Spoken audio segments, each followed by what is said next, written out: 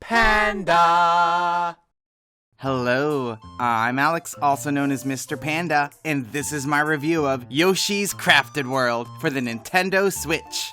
Goodfeel is known for developing visually unique platformers like Kirby's Epic Yarn and Yoshi's Woolly World. Its latest platformer, Yoshi's Crafted World, once again stars Mario's dinosaur buddy, except this time, he ventures courses entirely designed as arts and crafts projects come to life. It's a gutsy move to fashion every area like a third grader's diorama, but Yoshi's Crafted World balances its seemingly childlike design with carefully constructed set pieces. DIY tools and fabrics cleverly come together to form platforms and backgrounds. The little details stand out, from creases on a plastic backdrop to folded edges of cardboard. I firmly believe that any of these stages could be recreated in real life. I'll take a Nintendo Labo stage builder, please. The HD resolution enhances the crafty visuals. It's not as sharp as other Nintendo Switch games in either docked or undocked mode, but the 8 colorful Yoshis and their foes shimmer in this sculpted setting. The crafted world isn't just for show. Different elements serve the various level gimmicks. Tape unfurls to form pathways, yarn ropes create bouncy platforms, and magnets weigh down cans for puzzles. The mechanics are creative and give each level a fresh feel, but they're usually restrained to the course they're found in, so you never really get to see them evolve. At least there are a wide variety of themes, from levels based on sweets to ninja castles, complete with tricky trapdoors.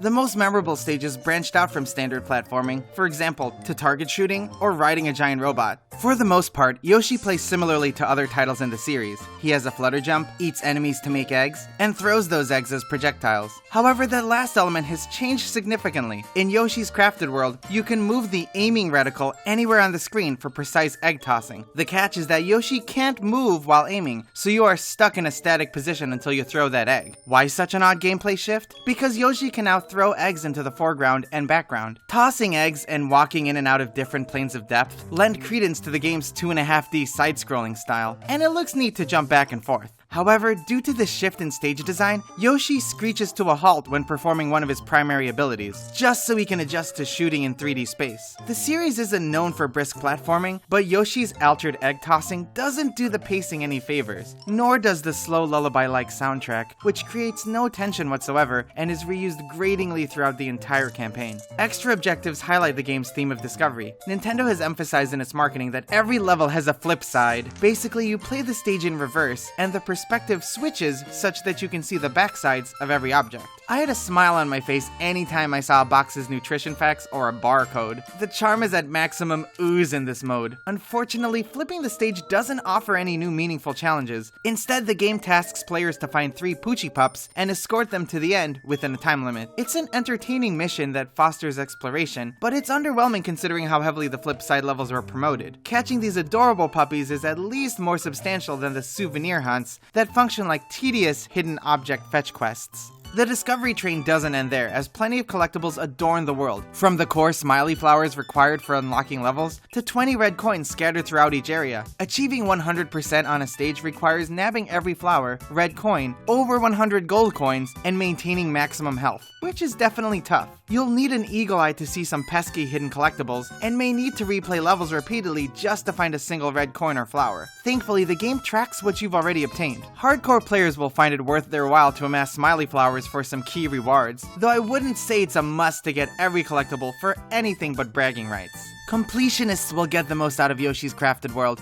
Otherwise, a standard run through the approximately 40 levels takes about 8 to 10 hours. The plateaued difficulty curve is what ultimately limits this platformer. Unless you're actively trying to find everything, the challenge is stagnant until the last set of levels and the few bosses. Truth be told, the game is well tuned for younger or inexperienced gamers. Interestingly enough, there are actually ways to make the game easier. A mellow mode setting grants Yoshi wings for infinite flutter jumps, and cardboard costumes function as defensive armor. I wish the costumes, which you unlock via a randomized gacha-style machine, were purely cosmetic, as I wanted to wear them without further simplifying gameplay. On one hand, I appreciate that difficulty is variable depending on how you approach the game. On the other, with 2 ways to reduce challenge, surely the developers could have produced more devious courses. Finally, there is 2-player local co-op. It's a bit more chaotic than other cooperative games because the Yoshis often get in each other's way. Nevertheless, the unique abilities grant this mode its own personality. The Yoshis can gobble each other up and spit them out as extra ammo, and one Yoshi can ride another's back, Mario style, such that the steed can focus on the platforming while the rider assists with aiming. A creative arts and crafts art style synergizes with innovative mechanics to produce the game's impressive interactive diorama courses. There's a little something for everyone, from a mellow mode for casual gamers, as well as completionist challenges for the hardcore. It's style over substance, however, and a harder base difficulty would have vastly improved the adventure. Also, the heavily advertised flip side mode didn't quite meet its potential. Regardless, the uniquely designed set pieces are engaging to uncover. Yoshi's Crafted World may not make waves, but it's a solid choice for younger players and fans of the lovable green dinosaur. I give Yoshi's Crafted World an 8 out of 10.